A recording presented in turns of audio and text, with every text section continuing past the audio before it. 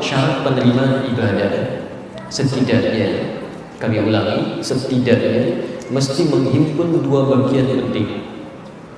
Yang pertama adalah benar dalam tata cara pelaksanaannya.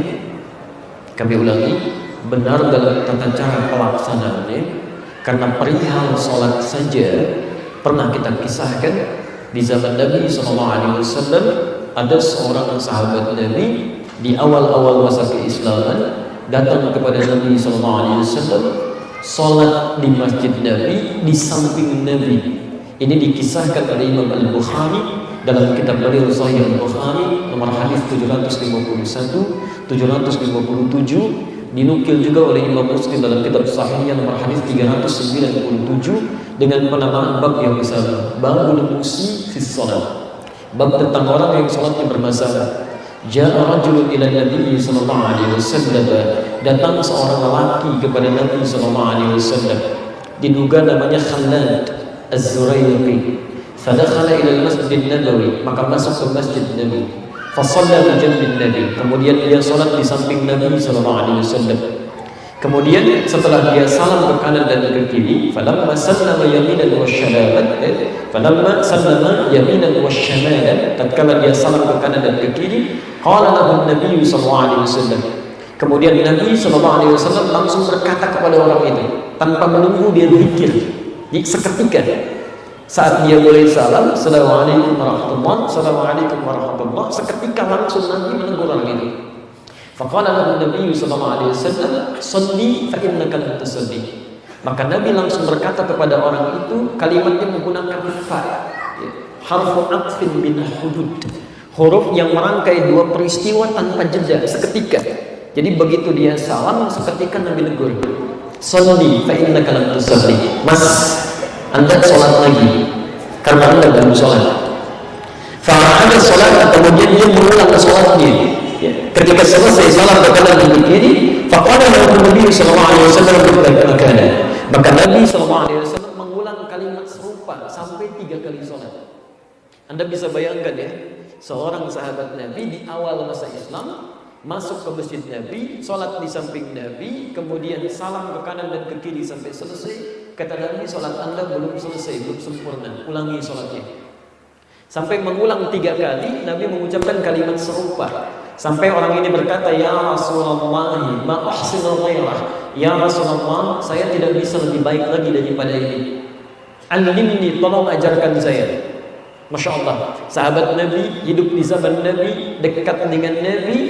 Kemudian Masya Allah ya, ini luar biasa, ada kedekatan dengan Allah yang berbeda. Masih mau belajar tentang ibadahnya. Ada orang bukan sahabat Nabi, tidak tinggal bersama Nabi, jauh dari kehidupan Nabi, Masya Allah, belum mau belajar tentang agamanya. Maka diajarkan oleh Nabi SAW tata cara sholat dari awal sampai akhirnya. Kata Nabi, "Idza qumta ila shalah," kalau sholat kamu ingin sempurna. Teman-teman sekalian, Bapak dan Ibu, dalam kalimat Al-Quran dan hadis Nabi SAW, kata sholat itu umumnya seringkali diawali dengan kata iqamah dengan seluruh derivasinya. Yuqimun, aqim, aqimu, aqimi, wa aqimu, semua. Kalimat sholat pertama Al-Baqarah ayat ketiga, alladzina yu'minuna bil ghaib wa yuqimuna sholat. Kalimat sholat kedua Al-Baqarah 43, wa aqimus sholat. Wa aqimis shalah. Semua aqim. Ada awalannya, ada kesempurnaannya. Teman-teman sekalian, aqim itu artinya sempurna, sesuai petunjuk. Seakan-akan Nabi mengatakan, kalau sholat Anda ingin sempurna sesuai aturan, kenapa semua kalimat sholat umumnya di Quran diawali dengan kata aqim yang dalam bentuk ibadah? Seakan-akan Allah memberikan kesan bahwa sholat itu mesti ditunaikan sempurna sesuai dengan aturannya. Yang kedua, ada kaidah dalam ibadah, bila satu petunjuk disampaikan diawali dengan kata sempurna, artinya ada orang-orang yang menunaikannya tapi tidak sempurna. Umrah dan haji diawali dengan kata sempurna.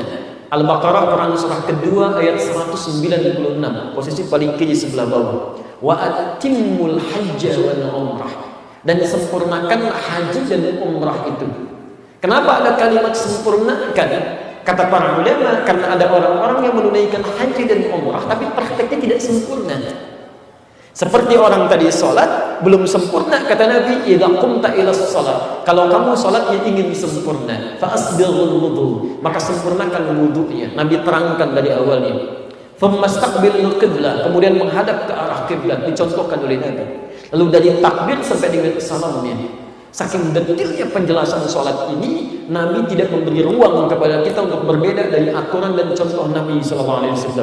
Sampai beliau berkata di hadis riwayat Al-Bukhari nomor hadis 651 itu, beliau sampaikan, "Shallu kama ra'aitumuni usolli." Sholatlah kalian persis seperti melihat saya sholat. Setelah dicontohkan tadi, di teman-teman sekalian, orang-orang yang menunaikan sholat bila keliru cara menunaikannya, jangankan umat biasa, seorang sahabat pun diminta oleh Nabi mengulang sholatnya. Karena itu bagian pertama yang penting kita pahami, satu sholat kita bisa diterima oleh Allah Subhanahu wa Ta'ala pertama bila benar cara menunaikannya.